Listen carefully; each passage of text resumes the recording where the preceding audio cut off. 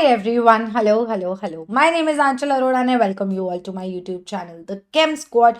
और इस वीडियो में हम लोग बात करने वाले हैं 24 जनवरी 2025 के जेई मेंस के पेपर के बारे में। उसको हम डिस्कस करेंगे, उसके केमिस्ट्री पोर्शन को, और आंसर्स निकालेंगे और बातें करेंगे साथ में कि इसके अलावा क्या आ सकता था, या इसमें वो क्या पूछना चाह रहे हैं, इस क्वेश्चन को कैसे अप्रोच करा था, या कैसे करना चाहिए था, या कैसे किया जाता चाहिए, whatever सब कुछ हम लोग बात करेंगे इस वीडियो में। तो चलो शुरू करें। सॉरी यार, थोड़ा टाइपिंग इश्यूज थे मुझे, तो मैंने लिख दिया भैया जहाँ जहाँ मेरे से ठीक से नहीं टाइप हो रहा था, और मैं थक गई थी क्योंकि दूसरा पेपर टाइप करने में मुझे लगा था ये भगवान क्यों कर रहे हो मेरे साथ ऐसा। पर ठीक है, for my little but not so little subscribers I am here with another video, doing another round of मेहनत just for you folks. Let's go. Consider the following reaction. Sulfur gas plus 3 by 2 O2 gives SO3 gas plus 2x kilojoule. इसका मतलब ये reaction exothermic है, और इसके delta H की बात करें तो वो है -2x किलोजूल। मान लो क्योंकि वो प्रोडक्ट साइड पे निकल रही है एनर्जी, तो वो एक एक्सोथर्मिक रिएक्शन है, मतलब रिएक्शन का प्रोडक्ट इज एनर्जी ऑल्सो। ठीक है, निकल रही है एनर्जी। सेकेंड है SO2 plus half O2 gives SO3 plus y kilojoule. ये भी एक्सोथर्मिक है, जहां पे delta H is equal to -y kilojoule है। What is the delta H for S gas plus O2 gas plus gives SO2 gas. मतलब मेरे को ये दो रिएक्शंस को यूज करके इस रिएक्शन तक पहुंचना है। ध्यान से देखना, सल्फर रिएक्टेंट साइड पे है, ठीक है, और SO2 प्रोडक्ट साइड पे है। मतलब अगर मैं इस रिएक्शन को रिवर्स करूं तो कुछ हो सकता है। वो इस रिएक्शन को रिवर्स कराना चाह रहे हैं, इसका मतलब।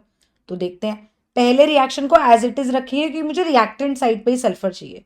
तो S gas plus 3/2 O2 gas gives SO3 gas.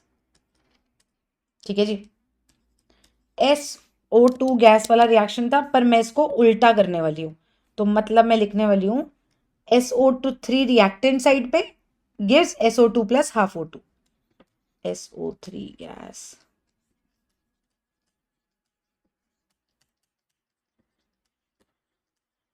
बढ़िया। ठीक है जी, अब इस दोनों रिएक्शंस को अगर मैं ऐड करूंगी तो डेल्टा H इसका था -x किलोजूल, नहीं 2x था, सॉरी, -2x किलोजूल, और इसका था -y किलोजूल डेल्टा H की वैल्यू। ठीक है जी, डेल्टा H1 डेल्टा H2, दो रिएक्शंस जब ऐड होते हैं तो उनके एंथैल्पी चेंज भी ऐड होते हैं। तो delta H total is equal to del H1 plus del H2 कर देंगे जब मैं इनको ऐड करूंगी। ऐड करके मेरे को दिख रहा है कि जो रिएक्शन उसने मुझसे पूछा है मुझे एक्चुअली वही मिल रहा है। 3/2 O2 इधर है, हाफ O2 इधर है, तो ये हो जाएगा net net 2 O2, 3/2 minus half gives SO2। Perfect है।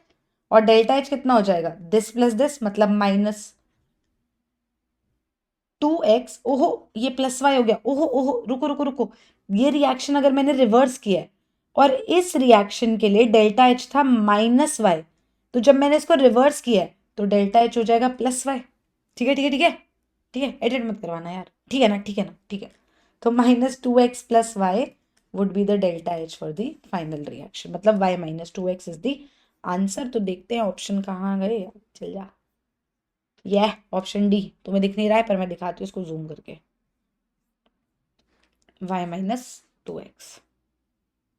ठीक है जी, the conditions and consequences that favour the configuration T2G3 EG1 in a metal complex are. T2G3 EG1 मतलब D4 की बात हो रही है, D4 की बात हो रही है। इनफैक्ट हमने अभी अभी कोऑर्डिनेशन केमिस्ट्री साथ में पढ़ा है यूट्यूब पे, तो D4 की बात हो रही है। तो अगर मैं, और मुझे कैसे पता चला ऑक्टाहेड्रल कॉम्प्लेक्स की बात हो रही है, मुझे कैसे पता चला, क्योंकि T2G EG की फॉर्म में है। तो 1 2 3 4, D4 मुझे ऐसा चाहिए कि T2G में 3 हो और EG में 1 हो। T2G3 EG1, ये कब पॉसिबल है यार कि वो जो चौथा इलेक्ट्रॉन है वो पेयर ना होके ऊपर जाए? ये कब पॉसिबल है? ये तब पॉसिबल है जब आने वाला लिगेंड जो है वो वीक फील्ड लिगेंड होगा, और वो स्प्लिटिंग जो हो रही है, ये ये कम स्प्लिटिंग होगी। ये जब कम स्प्लिटिंग होगी तो इलेक्ट्रॉन के लिए ऊपर जाना आसान है एज कंपेयर टू नीचे ही पेयर होना। तो इसका मतलब वीक फील्ड लिगेंड होगा। और ऐसे कॉम्प्लेक्सेस जहां पे इलेक्ट्रॉन ऊपर जाता है, स्पिन मल्टीप्लिसिटी बढ़ती है, वो हाई स्पिन कॉम्प्लेक्सेस होते हैं। तो weak field ligand and high spin complex. Perfect. Next question. When ethane 1,2-diamine is progressively added to an aqueous solution of nickel 2 chloride, Ni2 plus, में इथेन 1,2-डायमीन डाला। अच्छा जी, okay okay, हमने ये डाला, progressively इसको ऐड करा निकल के एक्वस सोल्यूशन में, मतलब वो ऐसा कॉम्प्लेक्स होगा।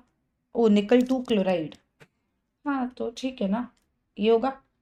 इसमें ये जो लिगेंड है ये पानी को रिप्लेस करेगा धीरे धीरे, है ना।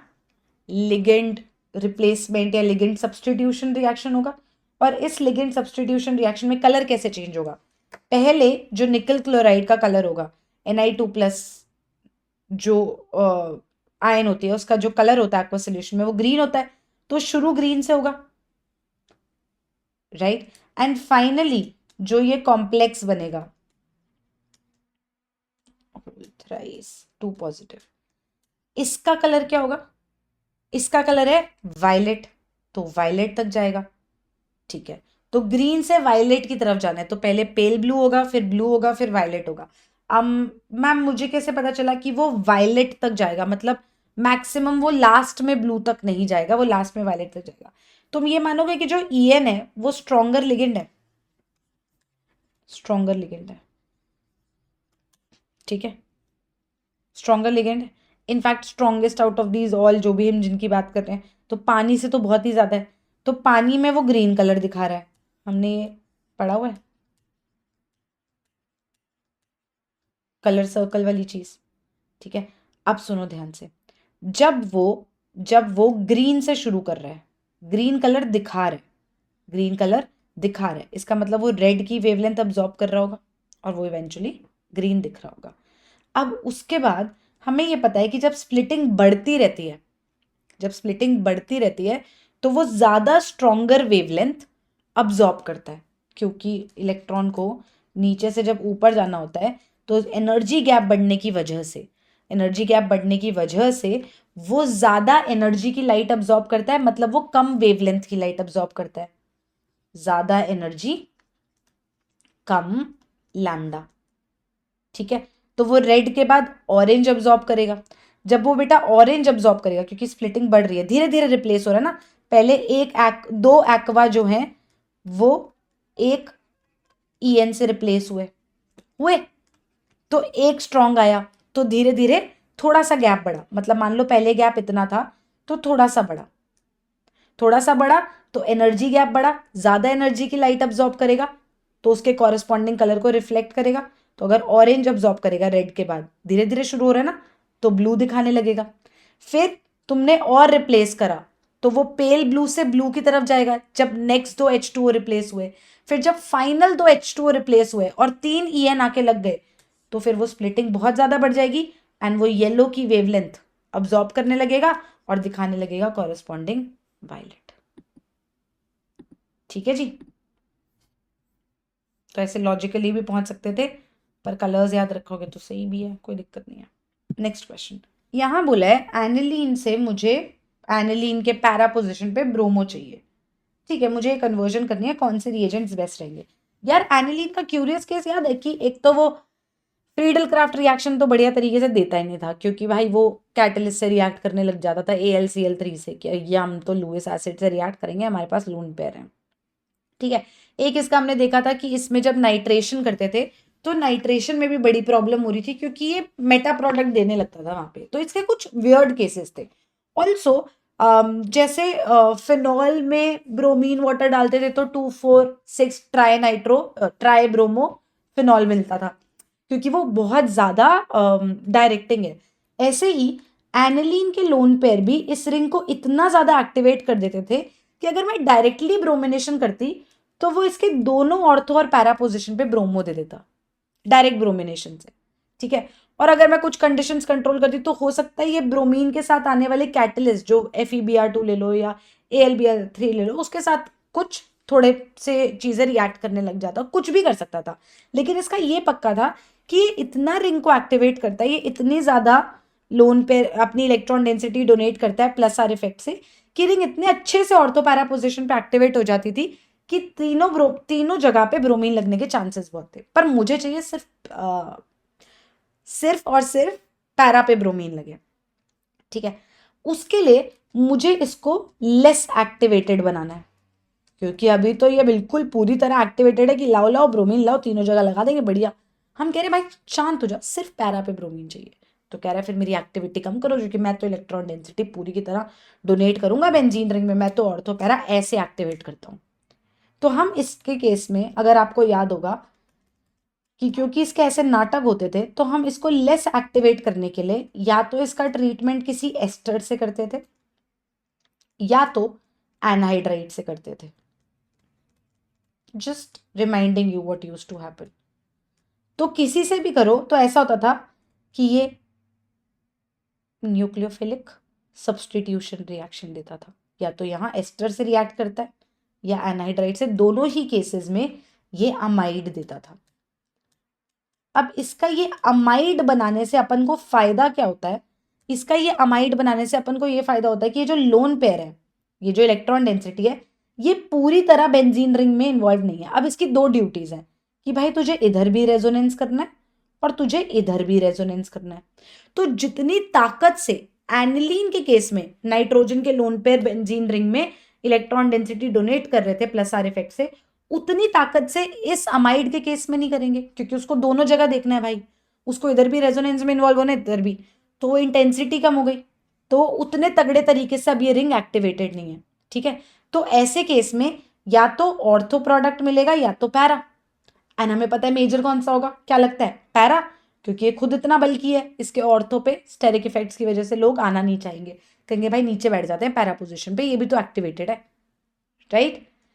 तो अगर मैंने इसकी एक्टिविटी कम कर दी और फिर मैंने इसमें ब्रोमिनेशन किया, फिर बेटा मैंने इसमें ब्रोमिनेशन किया, तो वो जो ब्रोमीन है वो आके पैरा पे लग जाएगा, करेक्ट है। उसके बाद इसकी हाइड्रोलिसिस की, या तो H2O H+ देगा वो आपको, या तो H2O हीट दे दे, कुछ भी। हाइड्रोलिसिस, किसी भी एसिड डेरिवेटिव की हाइड्रोलिसिस करते हैं तो वापस क्या मिलता है? एसिड और वो साइड प्रोडक्ट। अगर मैं इस अमाइड की हाइड्रोलिसिस करूं तो मुझे क्या मिलेगा? RC double bond OH plus NH3, right. तो ये बॉन्ड टूट जाएगा, तो मैं जब हाइड्रोलिसिस करूंगी तो मुझे मिलेगा NH2 पैरा पे Br प्लस CH3COH। तो मेरा प्रोडक्ट मिल गया मुझे, मेजर प्रोडक्ट। तो इसका मतलब पहले इसको इस एनहाइड्राइड से ट्रीट करो ताकि ये अमाइड बनाए, फिर ब्रोमिनेशन करो ताकि बहुत एक्टिवेटेड ना हो, पैरा प्रोडक्ट मेजर मिले, और फिर हाइड्रोलिसिस करके उसको बोलो चल वापस आ जा, तो आपको प्रोडक्ट मिल जाएगा, ठीक है। Next question, match the column and select the correct option. Column 1 में आयनिक स्पीशीज है, कॉलम 2 में स्पिन ओनली मैग्नेटिक मोमेंट है, ठीक है जी। ट्रिक याद है? अनपेयर्ड इलेक्ट्रॉन्स अगर मेरे को 1 2 3 4 5 मिले तो मेरा मैग्नेटिक मोमेंट क्या होगा? मैं लिखूंगी 1 2 3 4 5 6 खा जाऊंगी बिकॉज भूख लग रही है, और ये लिखूंगी 7 8 9 9 9। तो अगर 1 अनपेयर्ड इलेक्ट्रॉन है तो मैग्नेटिक मोमेंट है 1.73 विच इज 1.7, 2 है तो 2.8, 3 है तो 3.9 के आसपास आएगा, 4 है तो 4.9, 5 है तो 5.9। परफेक्ट। स्कैंडियम 3+ है, स्कैंडियम होता है आर्गन 3d1 4s2।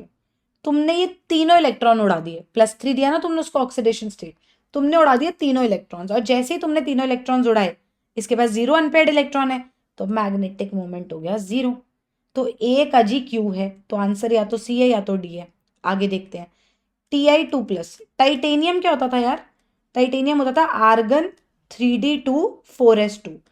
2+ मतलब 4s के दोनों इलेक्ट्रॉन्स उड़ा दिए, 2 अनपेयर्ड इलेक्ट्रॉन्स है। 3d2 है ना बेटा, कोई नहीं करा देते हैं।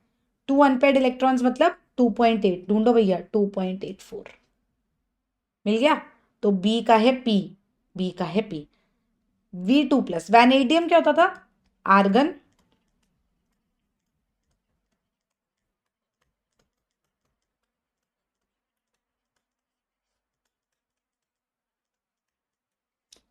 3 अनपेयर्ड इलेक्ट्रॉन है, 3.87 इस 3.9 के आसपास, तो सी का हो गया एस, आंसर आ गया। मैंगनीज 2+ जो होता है उसमें D7 होता है, D7, हे भगवान, D5 होता है, हे भगवान, D5 होता है। 1 2 3 4 5, D5 होता है। 5 अनपेयर्ड इलेक्ट्रॉन 5.9, ट्रिक से ही हो गया था ये तो, जल्दी होने वाला क्वेश्चन था ये। Next question, in a compound containing 52.4% carbon and 9.2% of hydrogen and rest are oxygen, rest is oxygen, what is the molecular formula of the compound, its molecular mass is इतना। empirical formula चाहिए पहले, फिर molecular formula चाहिए। मतलब इन दोनों की percentages पहले add कर दो, 4 3 63.4% हो गया इन दोनों का मिला के।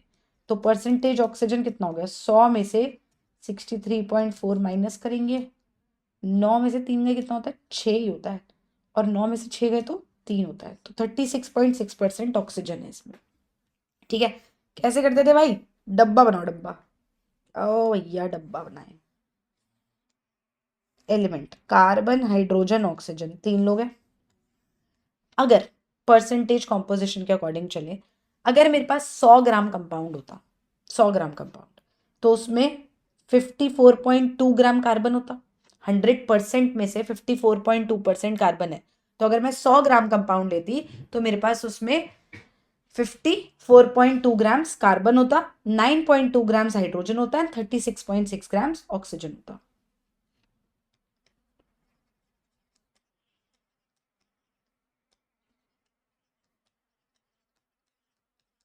तो मेरे पास इनका गिवन मास आ गया, मैंने 100 ग्राम कंपाउंड माना है तो गिवन मास आ गया।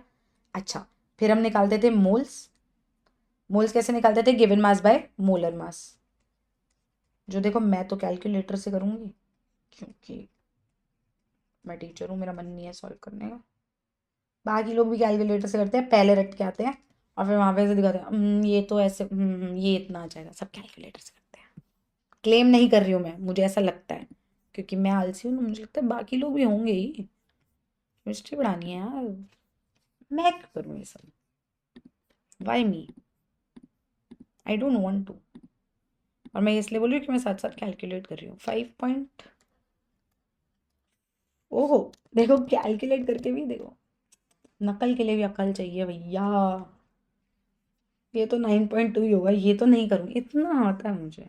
बढ़िया है। 36.6 को 12 से तो मैं कर तो सकती हूँ बेटा, लेकिन मेरा करने का मन नहीं है। 3.05, 12 से करना ही था, 16 से करना था, दिमाग ही खराब, मैं क्या करूँ।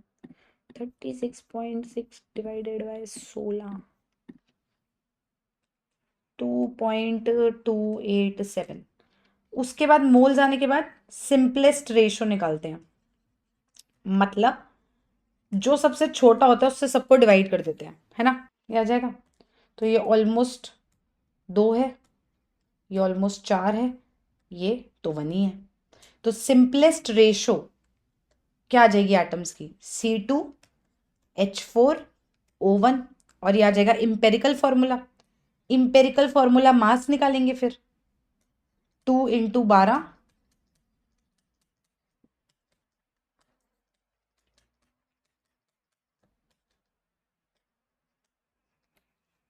है ना, 20, 20 + 24, 44 ही तो होता है, ठीक है। ठीक है, तो इंपेरिकल मास आ गया, empirical formula mass, molecular mass हमें दिया है। एन की वैल्यू क्या आ जाएगी, molecular mass upon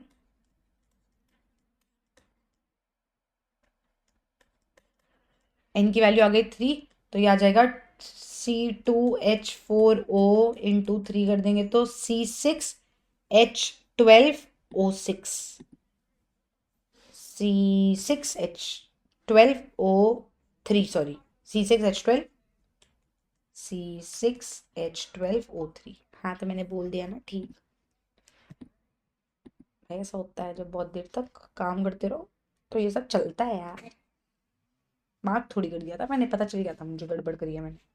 next question, first ionization energy of germanium is greater than silicon. Carbon, silicon, germanium, tin, lead. Down the group जब हम जाते हैं तो जनरली आयनाइजेशन एनर्जी घटती है ना, बिकॉज साइज बढ़ता है तो बाहर से इलेक्ट्रॉन निकालना आसान होता है, हमारी मेहनत कम लगती है, हमें कम एनर्जी देनी पड़ती है, आयनाइजेशन एनर्जी हो गई कम। तो जर्मेनियम की सिलिकॉन से कम है आयनाइजेशन एनर्जी, तो ये वाला स्टेटमेंट तो हो गया गलत। लेकिन अगर आपको याद हो तो लेड की जो है वो टिन से जरा सी ज्यादा है, लेड की टिन से जरा सी ज्यादा होती है। आई थिंक टिन की किलोजूल पर मोल में 706 707 के आसपास होती है और लेड की 712-13 के आसपास होती है, नहीं 16 के आसपास होती है, सोचने दो, 716 717 के आसपास होती है, जरा सी ज्यादा होती है। और वो जरा सी ज्यादा क्यों है, वही गेम है। क्या, कौन सा पीरियड है ये, कौन से पीरियड का ये, second period, third, fourth, fifth और सिक्स्थ। समझो समझो, ये क्या है, 2p2, 2s2 2p2, 3s2 3p2, 4s2 4p2, 5s2 5p2, 6s2 6p2। लेकिन यहाँ पे 5f की पुअर शील्डिंग की वजह से, वो जो इनर्ट पेयर इफेक्ट वाली गेम पड़ी थी वही, 5f की पुअर शील्डिंग, बहुत पुअर शील्डिंग, 5f तो बिल्कुल गॉन केस है ना, उसकी इतनी कम शील्डिंग होती है कि ये जो आउटर मोस्ट ऑर्बिटल है 6s, इसके इलेक्ट्रॉन्स को इफेक्टिव न्यूक्लियर चार्ज बहुत ज्यादा मिलता है कंपैरेटिवली, जो हम सोचते हैं उससे कंपैरेटिवली, तो इसको निकालना मुश्किल होता है, तो इसलिए एनर्जी थोड़ी सी ज्यादा देनी पड़ती है। जो सेम लॉजिक तुमने इनर्ट पेयर इफेक्ट के लिए पढ़ा था कि इसकी ऑक्सीडेशन स्टेट स्टेबल +2 की होती है जबकि बाकी तो +4 खेलते हैं, यही लॉजिक है कि 6s के इलेक्ट्रॉन्स निकालना मुश्किल हो जाता है, वही इसीलिए वो इनर्ट पेयर इफेक्ट दिखाता है, क्योंकि 6s के इलेक्ट्रॉन्स निकालना मुश्किल है, और 6s के इलेक्ट्रॉन्स निकालना मुश्किल है तो आयनाइजेशन एनर्जी ज्यादा देनी पड़ेगी, तो स्टेटमेंट 2 इज करेक्ट। ठीक है, next, arrange the following in the order of decreasing. अरे रट्टा क्वेश्चन दे दिस। ठीक है भाई, एक्सरेज की सबसे ज्यादा एनर्जी होती है तो सबसे कम वेवलेंथ होगी, कम वेवलेंथ, सबसे कम वेवलेंथ, तो इसका मतलब डी जो है वो सबसे एंड में आना है, आंसर या तो ए है या तो सी है या तो डी है। ठीक है, उसके बाद अल्ट्रा वायलेट होती है, एक्सरे अल्ट्रा वायलेट होती है, फिर इंफ्रारेड होती है, फिर माइक्रोवेव, फिर रेडियोवेव, ऐसे होता है। एनर्जी ऐसे घटती है तो वेवलेंथ ऐसे बढ़ेगी, तो माइक्रोवेव वालों की वेवलेंथ सबसे ज़्यादा होगी, फिर इंफ्रारेड की होगी, फिर अल्ट्रा वायलेट की होगी और फाइनली एक्सरेज की होगी। ठीक है जी, इसमें कार्बन एंड हाइड्रोजन है, हैविंग मोलर मास 80 एंड 90% उसमें कार्बन है, तो मतलब percentage carbon is equal to carbon का mass upon molar mass into 100। ऐसे भी कर सकते हैं ना, एक एम्पिरिकल फॉर्मूला टाइप से कराया कि यहाँ से करा लेते, सीख लेते हैं चीज़ें। ओके जी, मोलर मास अपन को दिया है 80 और परसेंटेज है 90, 90 into 80/100 is equal to carbon का मास जो आएगा 72, 72 ग्राम्स कार्बन है इसमें। ठीक है, 72 ग्राम्स कार्बन है एंड देयरफॉर कितना बचा, 8 ग्राम हाइड्रोजन बचा, एक हाइड्रोजन का मास 1 होता है, देयरफॉर 8 हाइड्रोजन है और कार्बन कितने हुए, एक कार्बन का मास 12 है, 12 ग्राम मतलब एक कार्बन, तो 72 ग्राम्स मतलब कितने कार्बन बेटा, 6 कार्बन, तो मतलब 6 कार्बन 8 हाइड्रोजन है, तो इसका इसका फॉर्मूला हो गया C6H8। यहां तक पहुंच गए हम, C6H8। अब यहाँ डिग्री ऑफ अनसैचुरेशन निकालना है यार, सैचुरेटेड होता तो C6CnH2n+2 की फॉर्म में होता, तो C6H14 होता अगर सैचुरेटेड होता, पर C6H8 है तो मतलब 14 हाइड्रोजन होने चाहिए थे, 8 है, डिवाइडेड बाई 2 करेंगे तो फॉर्मूला लगा के तो आ जाएगा 6/2 3। डिग्री ऑफ अनसैचुरेशन है 3। आंसर आ गया option A. Next question, match the following करना है। नेम रिएक्शन है, डायरेक्टली मैच करना है। अगर आपको नेम रिएक्शन आते हैं तो आपका ये हो जाएगा इजीली। गैटरमैन रिएक्शन क्या होता है? गैटरमैन रिएक्शन ये है। स्टीफन्स रिएक्शन साइनाइड की रिडक्शन वाला, SnCl2HCl डाल के साइनाइड से एल्डिहाइड बनाया था जो, ठीक है जी। Rosenmund reduction, Rosenmund reaction, Rosenmund acid halide से का रिडक्शन करके एल्डिहाइड बनाया था। और रिटार्ड रिएक्शन ये आ गया। तो इसके अकॉर्डिंग आंसर आ जाएगा यार, ठीक है। डायरेक्ट नेम रिएक्शंस का क्वेश्चन था। नेक्स्ट क्वेश्चन, इसमें AgCN डाला तो प्रोडक्ट क्या होगा फाइनल? KCN वाली बात याद है कि ये लोग रिएक्ट किससे करते हैं? अल्काइल हैलाइड से, है ना। अल्काइल हैलाइड से रिएक्ट करते हैं और KCN डालते हैं तो मेजर प्रोडक्ट बनता है RCN, और AgCN डालते थे तो मेजर प्रोडक्ट बनता था RNC, मेजर, राइट। अब यहाँ पे मुझे फाइनल प्रोडक्ट देना है। देखो इन जनरल अगर तुम बात करो तो मैम आयोडाइड जो है वो तो बेटर लीविंग ग्रुप है ब्रोमाइड से, तो iodide should react with AgCN, nucleophilic substitution reaction है, अग्री। बट यहाँ आयोडीन जुड़ा कहाँ है? ये डायरेक्टली बेंजीन रिंग से जुड़े हैं, ये तो रिएक्ट ही नहीं करेंगे। ये बॉन्ड्स में तो पार्शियल डबल बॉन्ड कैरेक्टर है, तो ये तो रिएक्ट ही नहीं करेगा, रिएक्ट ही ये करेगा। और जब ये रिएक्ट करेगा तो NC बन जाएगा, IBR NC लग जाएगा, ठीक है। Next question, consider the following gaseous reaction, H2 plus I2 gives 2HI gas. The above reaction is started with A moles of H2 and B moles of I2 in a closed container at certain temperature till equilibrium is established. Which one of the following plot correctly describes the progress of the reaction? H2 and I2 reactants हैं और HI product है। तो H2 और I2 जो react कर जाएंगे वो समय के साथ खत्म होंगे, क्योंकि वो तो रिएक्ट कर रहे हैं, यूज अप हो रहे हैं। तो H2 और I2 की कॉन्सेंट्रेशन समय के साथ घटनी चाहिए और HI की कॉन्सेंट्रेशन बढ़नी चाहिए। कब तक? जब तक इक्विलिब्रियम ना आ जाए। तो H2 और I2 की कॉन्सेंट्रेशन घटनी चाहिए एंड HI की बढ़नी चाहिए। अब क्योंकि अलग अलग मोल्स हैं इनके, अलग अलग मोल्स है, तो एक का कुछ और होगा, एक का कुछ और होगा, अलग अलग लाइन्स होंगी। और HI की जो है वो बढ़ेगी समय के साथ। जब इक्विलिब्रियम आ जाएगा तब सबकी कांस्टेंट हो जाएगी। रिएक्टेंट्स की घटती है, प्रोडक्ट की बढ़ती है। तो हमें ऐसा निकालना है जहाँ पे H2 और I2 की कॉन्सेंट्रेशन टाइम के साथ घटे, HI की बढ़े, और जब इक्विलिब्रियम आ जाए तो I2 की कॉन्सेंट्रेशन भी कांस्टेंट हो जाए, H2 की कॉन्सेंट्रेशन भी कांस्टेंट हो जाए और HI की भी constant. At equilibrium concentrations of the reactants and products become constant with time. They may or may not be equal. Equal की गारंटी नहीं है, कांस्टेंट होनी चाहिए। तो हमारा आंसर आ गया option B. Next question, match the following nitrogenous bases in list 1 with their structures. Again memory based question है कि भैया तुम्हें याद है कैसा दिखता था थाइमीन, तुम्हें याद है कैसा दिखता था एडेनिन?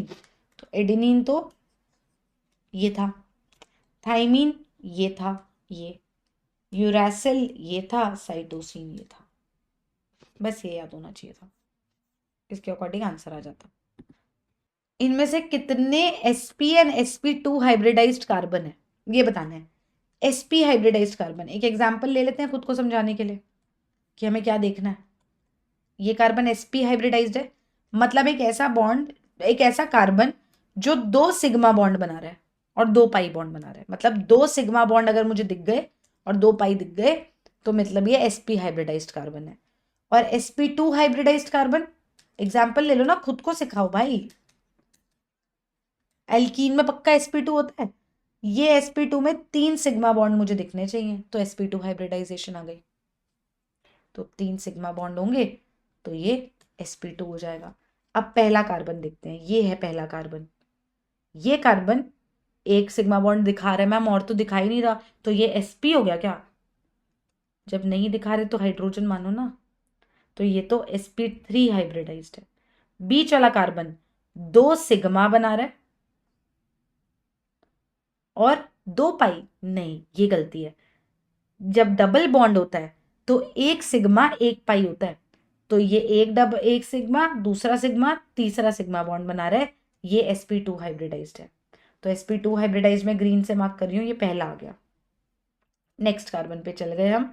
ये कार्बन के ये 2 सिग्मा बॉन्ड है, तो मैम फिर ये तो sp हो गया। नहीं भाई, हाइड्रोजन ना भूलो, हाइड्रोजन ना भूलो, 3 सिग्मा बॉन्ड हो गए, ये भी sp2 हाइब्रिडाइज्ड हो गया। इसका पड़ोस वाला कार्बन, ये वाला कार्बन, इसके पास भी एक हाइड्रोजन होगा, 1 2 3 सिग्मा बॉन्ड ये भी बना रहा है, ये भी sp2 हाइब्रिडाइज्ड हो गया। नेक्स्ट कार्बन ये वाला, इसके पास 2 हाइड्रोजन, 2 ये sp3 हाइब्रिडाइज्ड है, इसको नहीं गिनना, गिनने को ही नहीं बोला उसने, sp और sp2 बोला।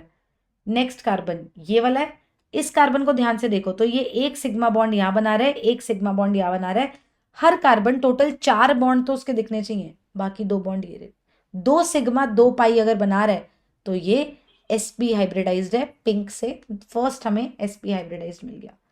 ये कार्बन एक सिग्मा इधर दिख रहा है, एक सिग्मा इधर दिख रहा है और 2 पाई ये भी बना रहा है, तो ये भी sp हाइब्रिडाइज्ड कार्बन हो गया। तो ये sp हाइब्रिडाइज को नंबर कर देते हैं 2, सेकेंड sp हाइब्रिडाइज मिल गया। आगे चलते हैं, इस कार्बन के, ये तो sp3 हाइब्रिडाइज है, ये कार्बन जो है, ये कार्बन, ये 2 सिग्मा 2 पाई बना रहा है, ये sp हाइब्रिडाइज है, तो ये हमें तीसरा मिल गया। तो हमें sp हाइब्रिडाइज मिल गए 3 और sp2 हाइब्रिडाइज भी मिल गए 3, तो 3 और 3 आंसर आ गया। कार्बन बताने थे ना, 1 2 3 ये रे, 1 2 3 ये रे। Next question. Consider the following statements. Oxygen bond length in O3 is greater than in O2. O2 को अगर मैं देखूं तो डबल बॉन्ड होता है, O3 को अगर मैं देखूं, O3 को अगर मैं देखूं तो वैसा होता है, कोऑर्डिनेट सिंगल बॉन्ड और डबल बॉन्ड। चलो कोऑर्डिनेट बॉन्ड अगर तुम्हें नहीं बनाने का मन तो तुम नॉर्मल बना दो भाई, ये लो, ठीक है। ये O3 में होती है रेजोनेंस,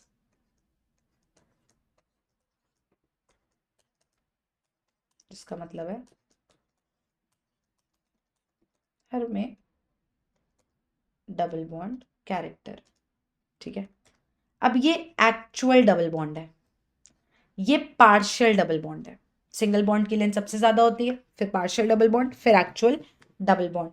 तो O3 में oxygen oxygen bond length should be greater than O2 में, ठीक है। पता नहीं ये डी क्यों लिखा हुआ है, अरे यही होएगा। तो ये करेक्ट स्टेटमेंट है, statement 1 is correct.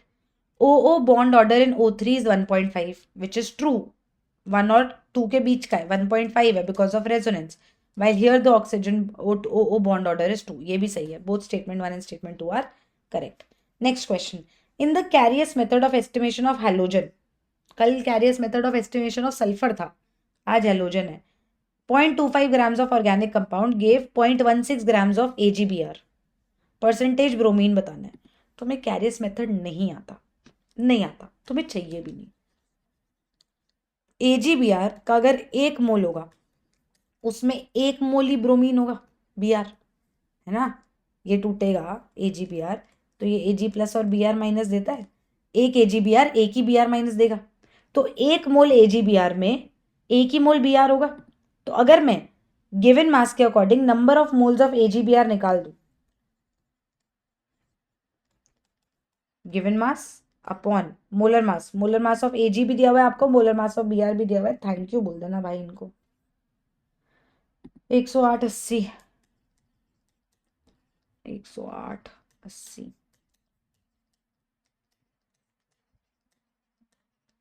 Number of moles आ गए, तो number of moles of Br कितने हो जाएंगे,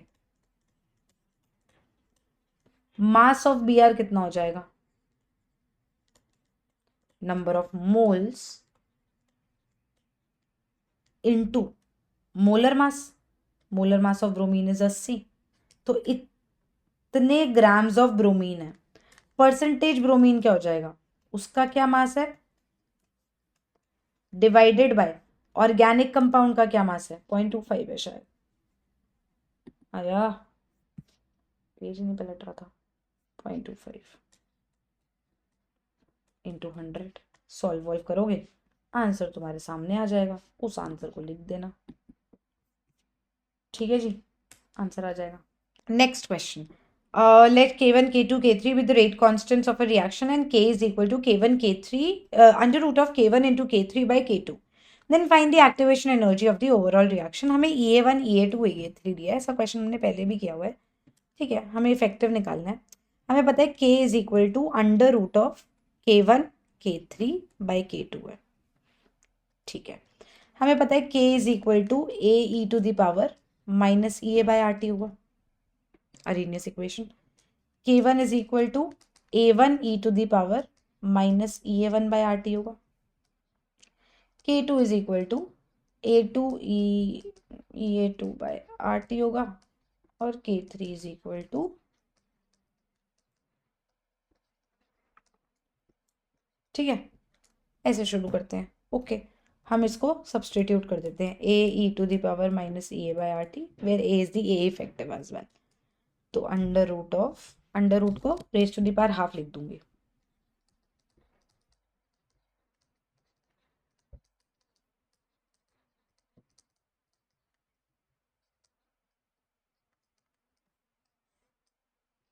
A3 है यहाँ पे, sorry, I just change this.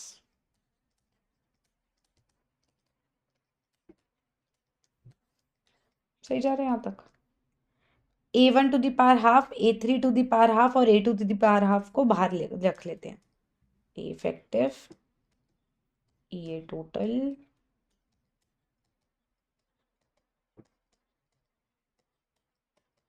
इससे मिलके बन रहा होगा A effective, E to the power,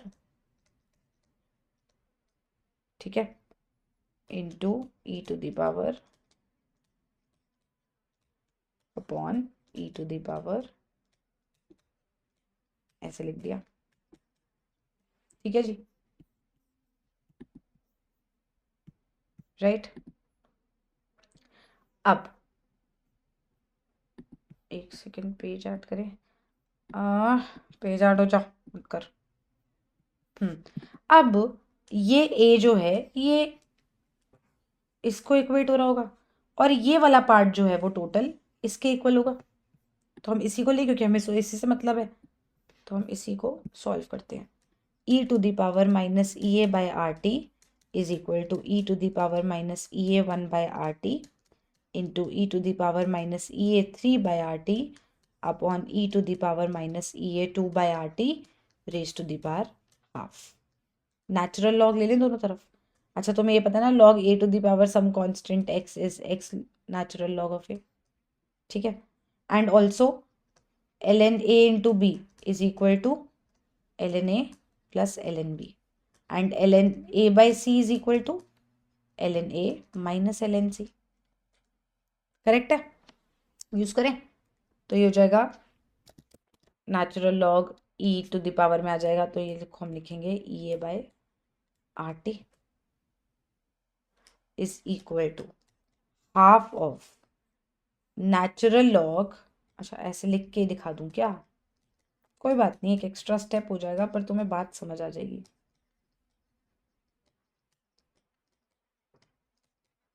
फिर कंफ्यूजन नहीं रहेगा ना, वरना फिर रिकॉर्डेड वीडियो है, किससे पूछोगे? तो लिख ही देते हैं, ठीक है जी। तो नेचुरल लॉग इंटू ई जो है वो नॉर्मल वही देगा, वो -EA/RT is equal to half of -EA1/RT plus -EA3/RT। ये बीच का प्लस है और ये नॉर्मली आ गया। अरे यार, ये अपॉन लिख दिया मैंने, ओहो, sorry sorry sorry sorry sorry, taking it back. -ln, पकड़ तो लिया ही होगा तुमने कि मैम क्या कर रहे हो जल्दीबाजी में, रुको रुको रुको रुको रुको रुको बोल रहे होगे तुम मन में, लेकिन मैं रुकी ही नहीं, अब रुक गई, ठीक है। माइनस -EA2/RT, ठीक है जी, यहाँ तक पहुँच गए। -EA/RT, इस 2 को इधर ले जाते हैं, is equal to -EA1/RT -EA3/RT plus EA2/RT। सही चल रहे हैं? RT RT RT उड़ा दो, तो ये आ जाएगा -2EA। चलो बेटा, पेज ऐड हो, ऐसे नहीं करते, वीडियो रिकॉर्ड हो रही है, एडिटिंग का काम ना बढ़ाओ। -2EA is equal to -E1 -E3 plus E2। EA2, या फिर मैं लिख सकती हूँ 2EA is equal to EA1 plus EA3 minus EA2, या फिर EA इज इक्वल टू